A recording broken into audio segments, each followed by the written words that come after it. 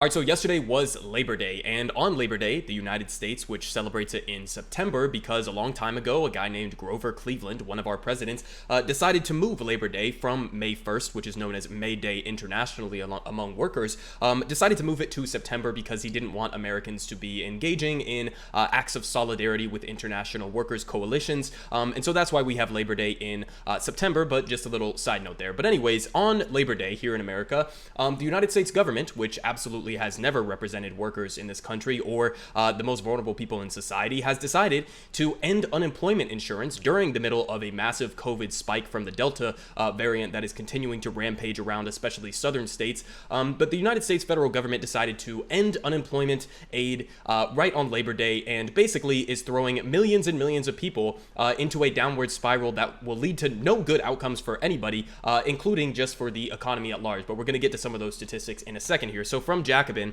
35 million Americans are losing unemployment income today. So pandemic unemployment benefits expire today, leaving 10% of the U.S. population with dramatically less household income. So this $35 million number might seem a little bit larger than other ones that you have seen estimated. Some people are throwing out a $7 million number, but they basically explain why they're using this $35 million number estimate in this article. So the Department of Labor released its weekly unemployment insurance report on Friday, and this is the last report before the pandemic unemployment benefits are eliminated across the entire country today, September 6th, which was 2 days ago now, and thus gives us the best indicator of how many people will be affected by the cuts. And in the report, we learned that 9.2 million people are currently receiving benefits from either the pandemic emergency unemployment compensation, which was known as the PEUC program, or the pandemic unemployment assistance program, or the PUA program, and another 0.1 million filed for an additional claim for the PUA in the last week alone.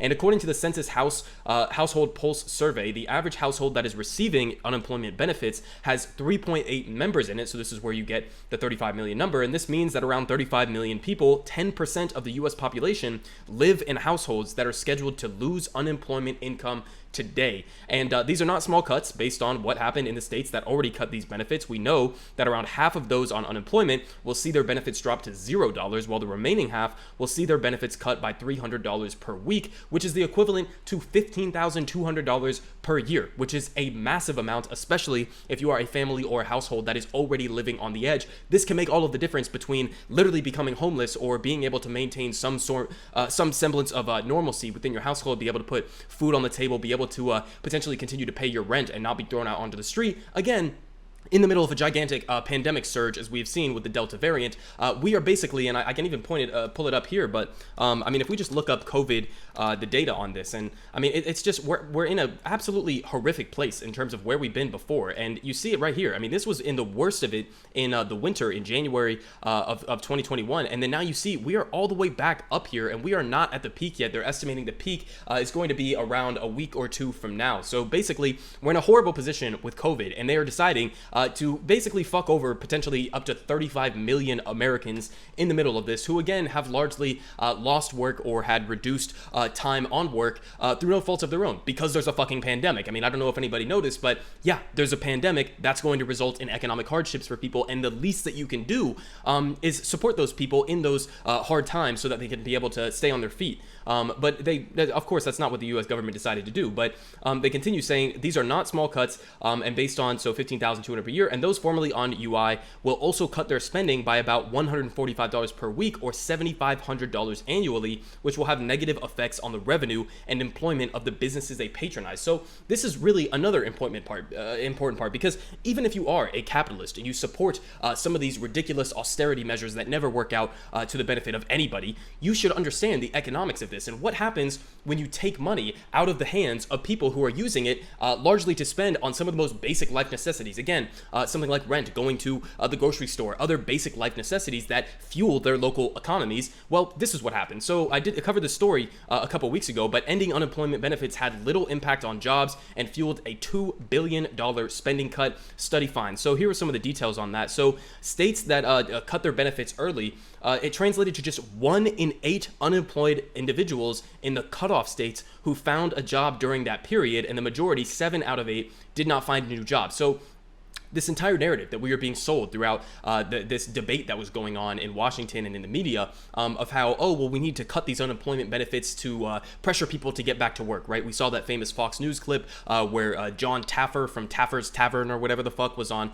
Laura Ingram's show, and he was basically saying we need to treat these unemployed workers like starving military dogs and starve them back into the labor market to be forced to accept some of these shitty, low-paying, no-benefit jobs, and that's how we should go about doing this. Well, guess what? It didn't fucking work, okay? And we knew it wasn't going to work because this is not how economics works. If you actually wanted people to go and accept your jobs, maybe offer them better benefits, offer them more pay, it's really not that complicated. People are not going to go back to work in the middle of a goddamn pandemic to accept a starvation level job, a starvation wage from a job that they don't need to be doing. So it's just a completely ridiculous situation that was entirely unavoidable. But again, we saw the economic consequences even at a macro scale. So the employment dynamic, a loss of benefits without resulting job income for most people, led households to cut their weekly spending by 20%, according to the paper, and as a result, economies of the cutoff states saw a reduction of nearly $2 billion in consumer spending from June through the first week of August. So essentially, they denied free federal money to go to help some of the most vulnerable people during a pandemic, and the result of it was not that people went back and got back into the job market, so you didn't solve that problem, and then on top of that, you basically just screwed over these people who then were not able to go and buy groceries and pay for rent and do all of these other things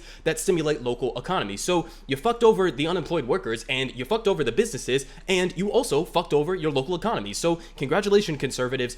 You did austerity, and it didn't work yet again. And, you know, Democrats have a large degree to blame for this as well, because where the fuck is Joe Biden? He's just letting this happen. He has said for months now that he is willing to just let these expire, okay? There has been no urgency on the part of any of the Democratic leadership. So really, this cuts across both parties. And, you know, you can blame the Republican states for ending it early, but the fact of the matter is, we don't need to be ending it at all right now, and Democrats are allowing that to happen. And so, again, we see the consequences from this. It's not just in this article, also from Jeff Stein from the Washington Post here. As benefits fell, earnings didn't rise, and spending plunged. So again, it's really not complicated. Of course, these pointless austerity measures backfired because austerity always backfires, okay? When you give people the money to be able to maintain their lives and survive and feed their families, then you're not only going to solve a potential humanitarian crisis of people not being thrown out onto the streets during a pandemic as people can continue to pay their rent and stuff, but in addition to that, you're also just fucking over your own economy. So it's just complete nonsense at every single level. Of course, people who don't have money in their pockets are not going to be able to go